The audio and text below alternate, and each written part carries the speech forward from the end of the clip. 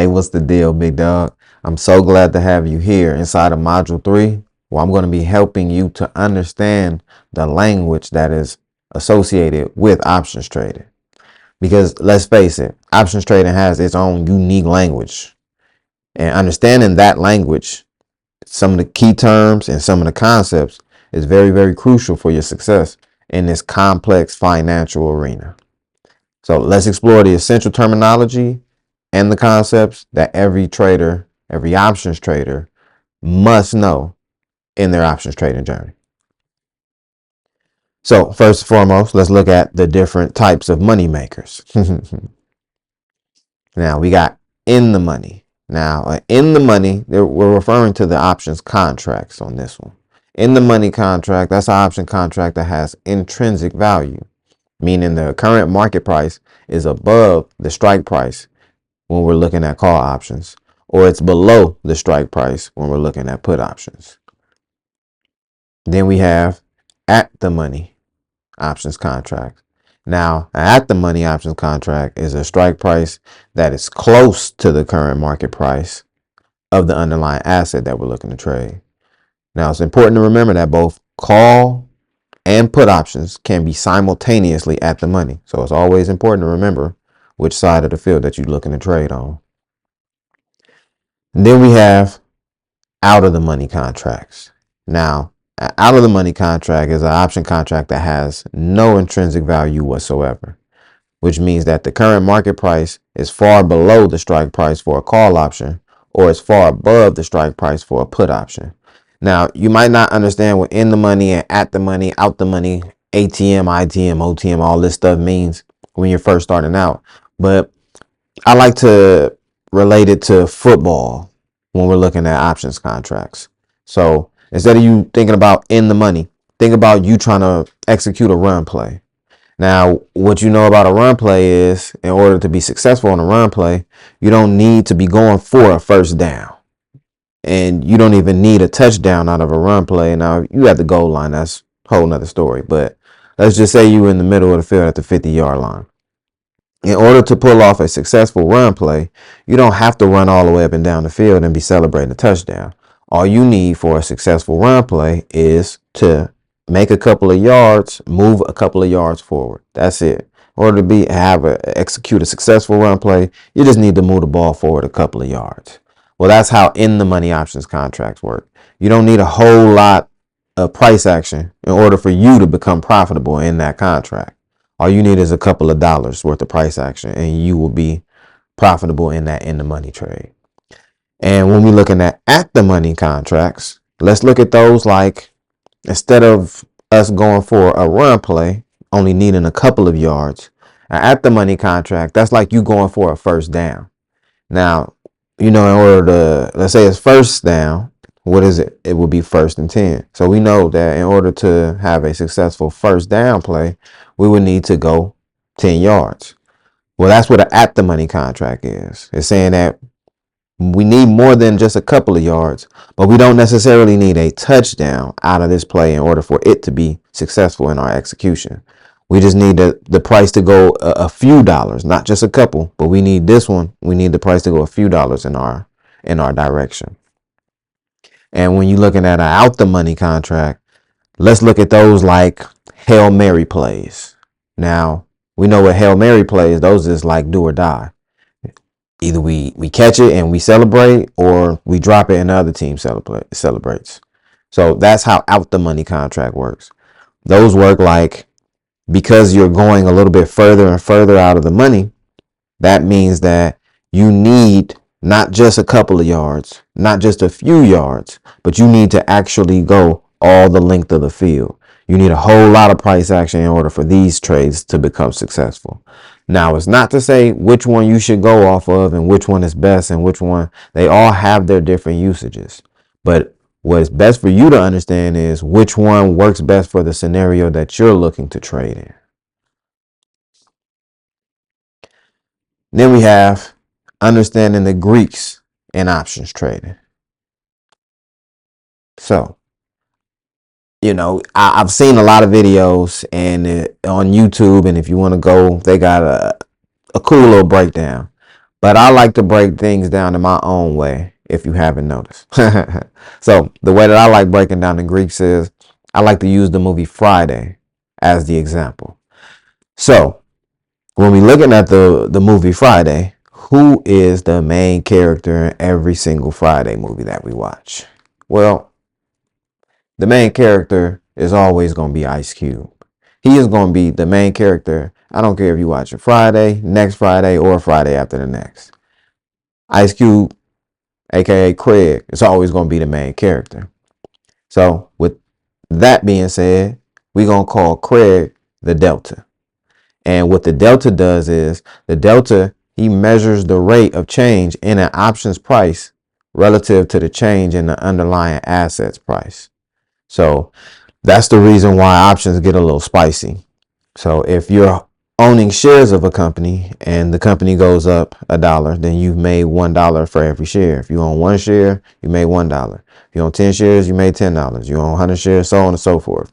But with options trading, you can make upwards to $100 for every dollar that it goes in your direction. So the Delta is telling us until we get to that $100 mark, it's telling us how much money we stand to make for every dollar worth of price action. So that's the reason why these options will get real spicy. So always remember the Delta, that's Craig. That's always the main character you looking out for. So then we have, who y'all think was funnier in the Friday movies? Y'all think it was Day Day or y'all think it was Smokey? Now, me, myself, personally, I'm going to just have to rock with Day Day, man. I'm a big Mike Epps fan, so I'm going to rock with Day Day. But what was Day Day to Craig? What was Smokey to Craig in the movie? Well, he was the sidekick. So we're going to call Day Day the Gamma. Now, the Gamma indicates the rate of change in Delta with respect to the underlying assets price. So the reason how options end up getting all the way up to the $100 mark per dollar is you add the Delta. You have the Delta. That's the amount of money you can make per dollar in your direction. Then you have the Gamma, and you're going to add the Gamma onto the Delta as it continues to go in your favor. And that's how you end up getting to that $100 per dollar mark. So now, everything can't just be about how much money can we make. We make this per dollar. It goes up this much. All that's fine and dandy. There has to be some type of downfall to all of this, right?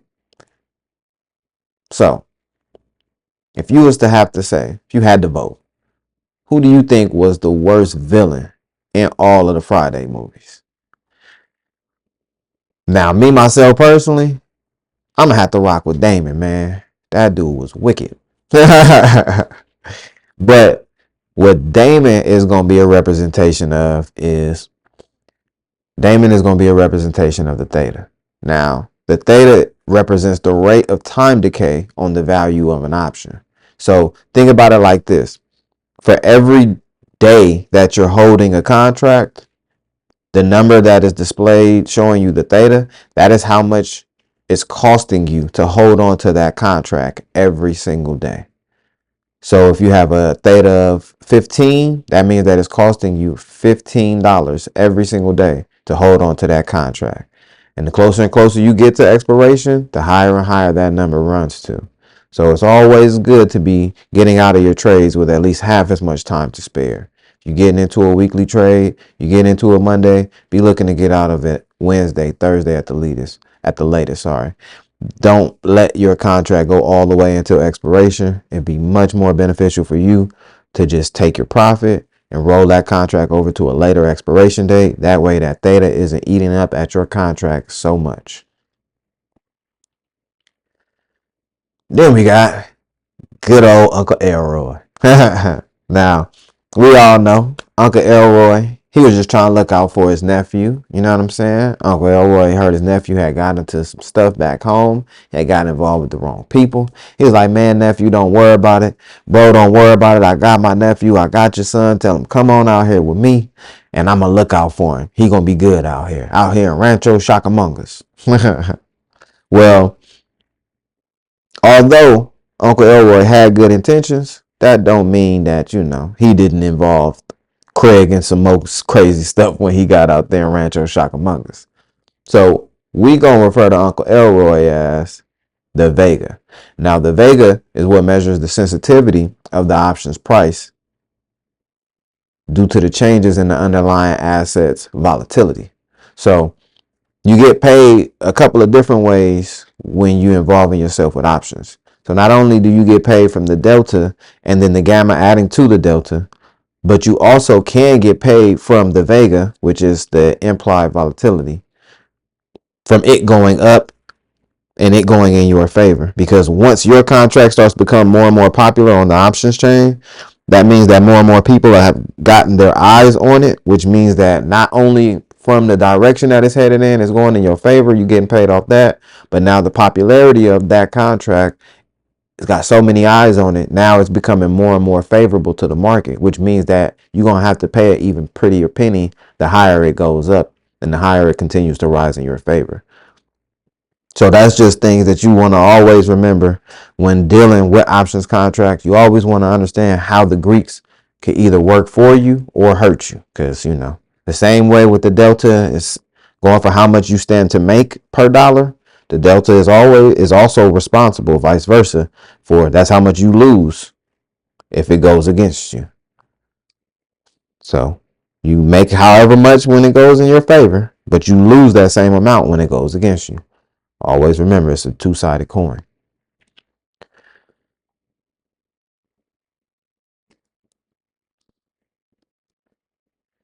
Then we have combining the Greeks with in the money, at the money, and out of the money options. Now, remember earlier what I was saying was, it's not one of those things to where you want to stay away from certain contracts or you want to lean towards certain contracts. It's more so just about understanding what type of trading style you have and what type of trade you're entering. So always remember that. Just understand where the risk is involved. That's the only thing I can suggest to you, is always be aware of the risk. So for example, when we're looking at a way to combine the delta with the in the money options, now the reason why we would do that is in the money options have a high delta. Now that high delta can help you when you're confident in your direction of your trade, because the benefit of that is you can closely track the underlying asset, and it also offers higher profit potential with reduced time decay risk. So that's the way that you could use the delta with the in the money contract. It's a little strategy that you could use. Then we got number 2. We got the gamma with the at the monies. Now, with the at the money options, those usually have high gammas. Now, those high gammas for the short-term trades, when you expect quick price changes. So when you expect an overnight jump or an overnight gap down, or you expect earnings, something that's similar to that nature, that high gamma could be very, very useful because it's very, very sensitive. It's highly sensitive to price movements, which is ideal for capturing those quick gains. Then we got theta with out of the money options.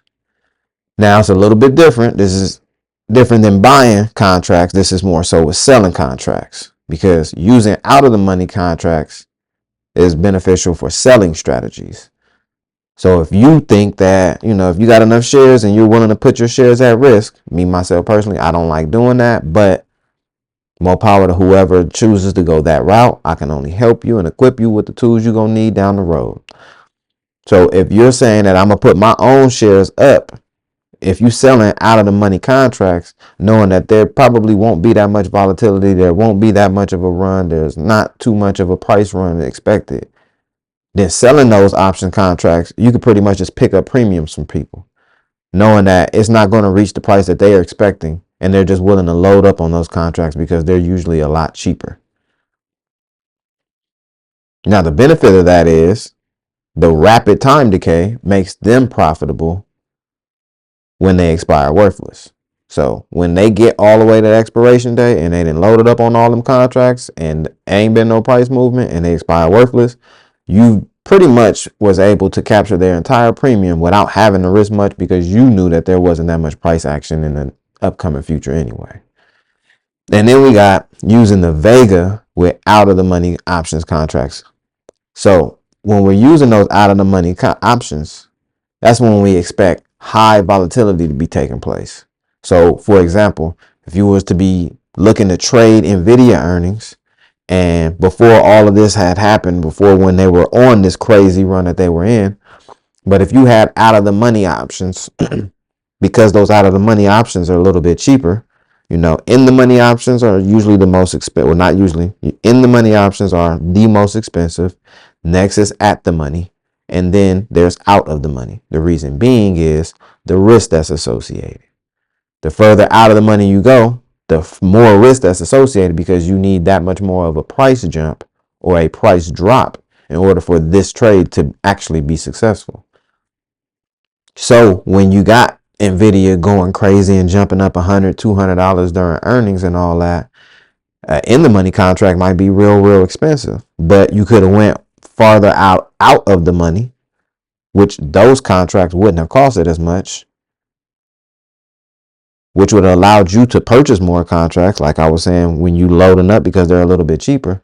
But because of the fact that it actually ran up $100, that would have made those contracts all go from out of the money to now being in the money once we woke up to earnings. So those are the times that those is very beneficial, because the increases in volatility can significantly boost the options value.